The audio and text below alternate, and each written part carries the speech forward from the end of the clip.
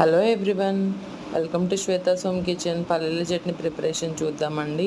పల్లీలు 1 cup, పచ్చెనపప్పు 2 spoons, మినపప్పు 1.5 spoons, ఒక 4-5 పచ్చిమిర్చిని దోరగా వేయించుకోవాలి 1 to 2 మినిట్స్ పాటు.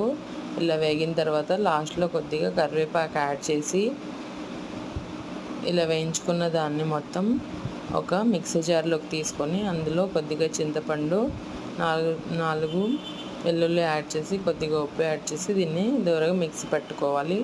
మిక్సీ పట్టుకున్న తర్వాత అదే కడాయిలో కొద్దిగా ఆయిల్ యాడ్ చేసి పచ్చెనపప్పు, మినపప్పు, జీరా, ఆవాలు, ఒక 2 ఎండుమిర్చి, కొద్దిగా కరివేపాకు యాడ్ చేసి